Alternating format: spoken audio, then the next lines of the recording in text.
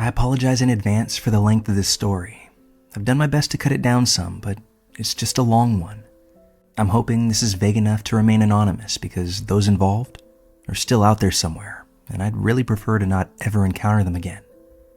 For what it's worth, this happened here in the States, and this is a prime example of how sometimes you can't call the cops for help. For reference, I'm a female, and I was 20 years old at the time, living in an apartment with my mom and little brother while I attended community college. When we first moved in, the apartments were well run, but within a short time, the building manager was transferred elsewhere, and his replacement didn't have his skill at keeping undesirable types out. The police became a regular sight in our neighborhood, and it was rare that a day would go by without seeing them. The woman who moved in downstairs from us began openly dealing drugs. People would come and go at all hours and leave stuffing little bags of various substances into their pockets. Mostly weed, but I don't doubt that it was other stuff as well. They could not have been more obvious if they tried, and there was always a crowd of shady-looking men with large, unfriendly dogs hanging around the yard, or even sitting on our communal stairs. They'd act like it was a personal insult if we interrupted them to walk up or down our stairs, and they would generally be quite intimidating otherwise. The breaking point didn't come until their customers started getting the wrong address and coming to our door instead. We'd be sitting in the living room and hear footsteps come up the stairs. Then the doorknob would turn and jiggle against the lock. If we weren't already, we became religious about keeping that door locked tight. One night, I was home alone, and somebody started beating on the door. Not knocking. It was more like he thought it was a punching bag. All the while screaming barely comprehensible obscenities. I grabbed the biggest butcher knife out of the kitchen and shouted through the door that I was calling 911. This caused him to run away.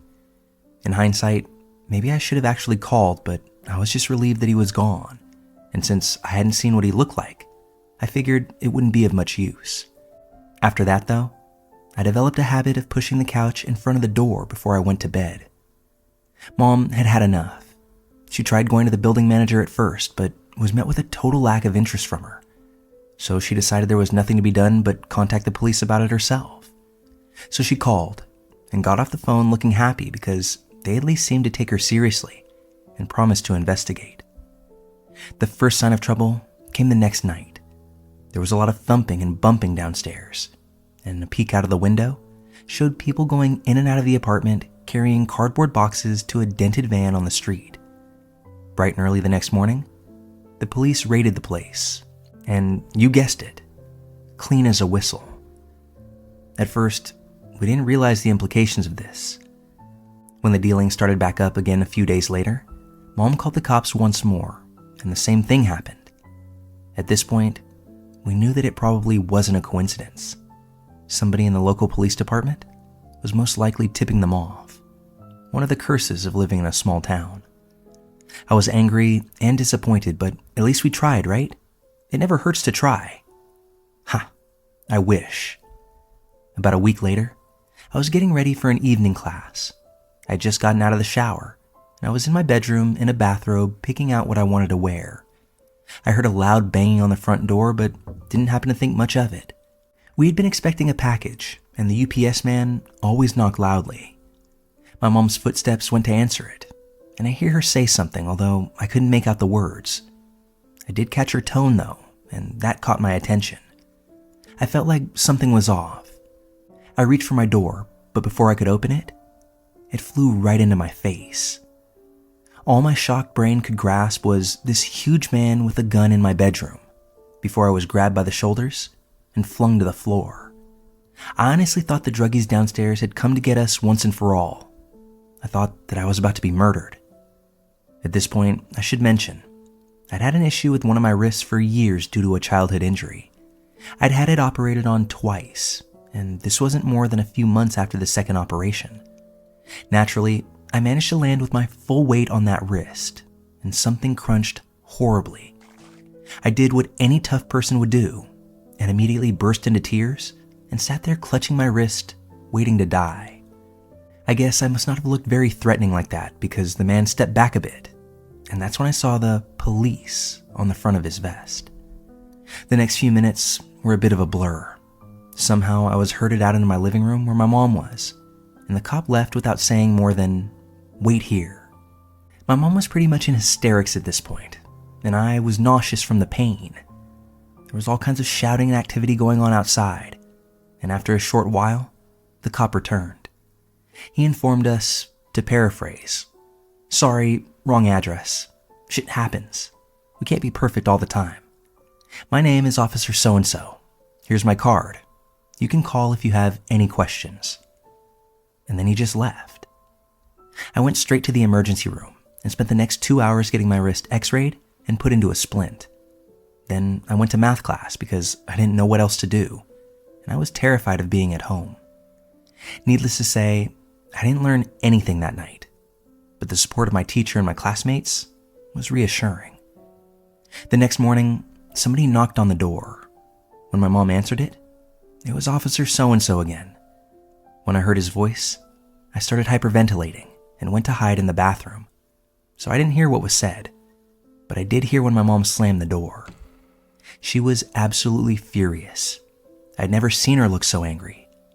Apparently, good old Officer So-and-so had brought along a carefully prepared document that he wished for us to sign.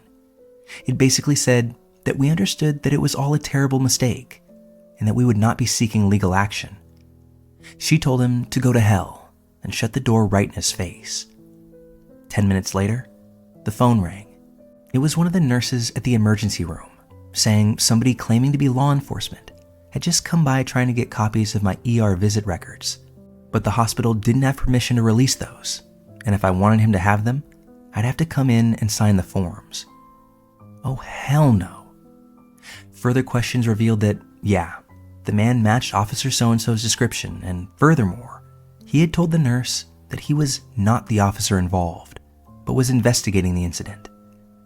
I started to find that pretty much everyone that I told my story to would get a funny look on their face and say, "This cop, was his name Officer So-and-so?" And then they would launch into their own horror story about him. One of my professors said that he shot one of her former students during a marijuana bust and left him on the ground to bleed to death, but the other officer on the scene did first aid and saved the young man's life. One of our neighbors said that this officer had dragged said neighbor's disabled uncle down a flight of stairs by his feet, hitting his head on every concrete step. Another neighbor said Officer So-and-so pulled him out of the shower by his hair and held a gun to his head, all over a parole violation. A Google search said that he'd been fired from a nearby city's police department for shooting a handcuffed man in the head, killing him instantly. The officer claimed it was somehow self-defense. He got fired but was never charged with any crime. The medical bills for the ER visit and such ended up being over $7,000, and I didn't have insurance, so I basically had no choice but to file a suit. I found myself a lawyer and submitted a claim. And that's when shit really hit the fan. We started getting disturbing phone calls at all hours of the night. Sometimes just silence at the other end, or the sound of somebody breathing. Sometimes graphically sexual comments. When we stopped answering the phone, just letting it ring until the machine picked up, they'd immediately hang up and call all over again. My mom went to her car one morning and opened the door, only to discover that the handle had been coated in some kind of chemical. She washed it off quickly, but still ended up with burns, as well as an emergency room visit. I had just gotten my permit and was out for driving practice when it began to rain as I went down the highway. I flipped on the windshield wipers and discovered that they'd been coated in grimy motor oil. It smeared all across the windshield and completely blocked my vision. Fortunately, the road was empty enough that I was able to safely hit the brakes and guide my car to the shoulder without getting into an accident. Other things started happening too, less severe but still sinister given the context above. Somebody cut out a bunch of metal militia skull designs and tacked them to our wall or pushed them under our door at night. I still have no idea what that was supposed to accomplish, but it was odd. Furniture was stolen off the porch. My boots vanished when I left them out there, and oddly, several large bags of weed appeared on our porch one morning. My mom called the manager to get it without going outside, and for once in her life, the lady did something useful and actually fetched the bags before throwing them into a dumpster. I have never felt so helpless in my life, and what was I going to do? Call the police? It was around this time that a friend of mine who lived abroad suggested that I come stay with him for a while, for my own safety. I dropped out of school and left the country for 6 months while the lawsuit worked its way through the courts. My mother and brother moved in with family, and then to another town, without submitting a forwarding address. Eventually, my tourist visa ran out and I had to come home.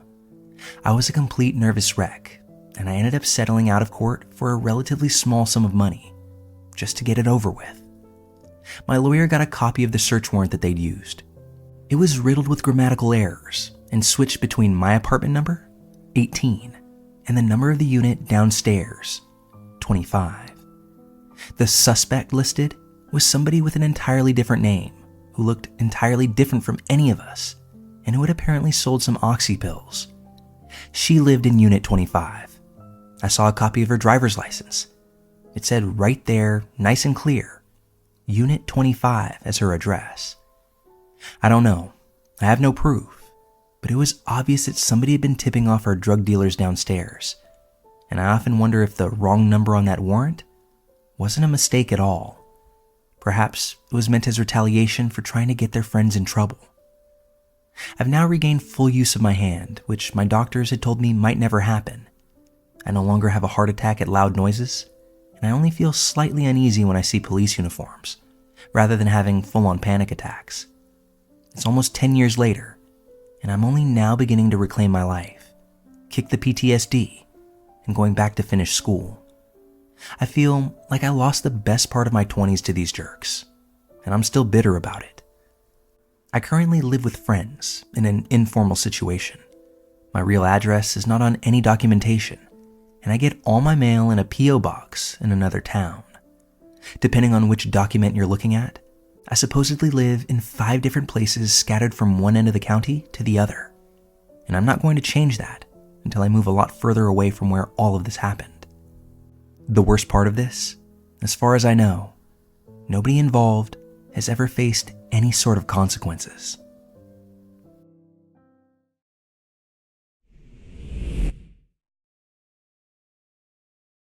I've been lurking on this sub for quite a while now. Big fan. I've decided that it may be cathartic to finally share my own insane stalker story here. I hope you enjoy it far more than I did.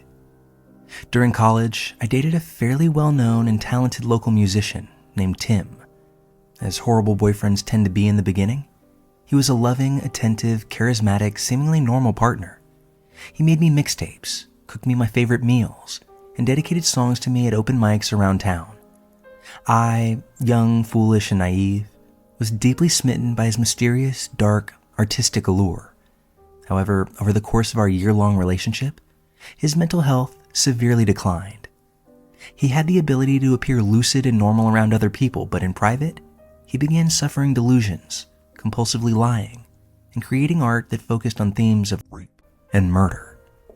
I was worried sick, and his condition was exhausting, but I did my best to be kind, understanding, and supportive. I loved him and believed that he shouldn't have to struggle with this mental illness alone. One time, he vanished without a trace for a full day. I found his apartment empty, lights on, front door wide open, phone on his nightstand. I took a few deep breaths and called around the city for hours before finally discovering that he had been involuntarily checked into a mental hospital. I did my best to be strong for him, seeing him every day during supervised visitation hour, bringing him his favorite books to pass the time, and holding him as he sobbed that it was all a mistake, that he didn't belong there. It was surreal to see my gentle, intelligent, normal, albeit depressed boyfriend surrounded by visibly insane, long-term psych ward patients. For real, the place was like something out of a horror movie. In retrospect, none of the staff ever told me the real reason why he was there, and I was too polite and naive to ask. Our relationship ended a few months later. I found undeniable evidence that he was cheating on me, and secretly relieved, I confronted him. I told him to leave my apartment and to never come back. He cracked. The gentle Tim I had known and loved melted away to reveal a new persona with dead, wild animal eyes. He threatened to kill himself with pills unless I took him back, but I was so extremely done that I called the police on him. They weren't much help, but Tim left. I blocked him everywhere, I never contacted him again, but he left me insane voicemails from different numbers for weeks afterwards. I was relatively unshaken, and things returned to normal. I graduated and got a sweet job in the same cool college city. 6 months later, I woke up to concerned texts from mutual friends saying that they didn't want to freak me out, but Tim was off his meds, clearly manic, and was posting a newly written song all over social media. His best friend, who hadn't been in touch since before the breakup, sent me an apology along with a screenshot of the lyrics. That got my attention. I won't copy-paste them here because they'll lead back to his website, but the song was pretty explicitly about my rape and murder, but in sort of a clever, disguised way. The bastard even made it catchy, too. I checked his profiles myself from a friend's account, and he was posting dozens and dozens of totally insane rambling statuses, most of them about me. They flip-flopped between flowery love prose and murder imagery. His friends were reacting with concern, but a few egged him on, probably thinking he was just venting about his ex. I decided it'd be best to continue ignoring him, but I saved the screenshots just in case. A few days later, while at work, I looked up from my computer to see Tim enter into the far side of the studio. My blood turned to ice. He was talking to my creative director. It looked cordial enough, and I saw Tim begin to casually scan the studio. I ducked down and bolted into my favorite project manager's office, slammed the door shut, and unleashed upon her what must have been a nearly unintelligible explanation of just what was happening. I was shaking so hard that I could barely speak, but Nancy was amazing. She understood almost immediately. She snuck me out of the building and drove me in her car to the police station, where I showed officers the screenshots and filed a report. My coworkers later told me that Tim was there to inquire about the open designer position. He, in fact, is not a designer. He had brought with him a portfolio and an elaborately fabricated work history that sounded legit. At the end of his interview, he casually asked if I still worked there. He said that we used to collaborate. Oh, and he had written a song for me, one that had even been picked up by local radio that morning. He asked my coworkers to let me know with warmest regards. That phrase still makes my skin crawl. He then left, found my abandoned car in the parking lot, and paced behind it until the police arrived. Unfortunately, he wasn't enough of a public menace for police to bring him in that day, but the incident helped me to secure a restraining order against him. My company was amazing too. I was deeply embarrassed about my literally insane ex coming to the studio, but the CEO filed trespassing charges against him and created an action plan to keep me safe if it ever happened again. Not long after this, I moved to a different city, and that was that. Haven't heard from Tim since. But I discovered the most alarming part later. His roommate at the time, a woman named Liz, went through a similar experience with him during his breakdown, and when we compared notes much later, she said she had seen a large axe in Tim's car the same week that all of this had gone down. She said that she was worried about Tim's Facebook activity, so she removed the axe and hid it. Tim was so angry that he completely trashed their house and simply never came back. The coldest part, if our timelines are correct, is that this must have occurred just before he came into my workplace for his interview.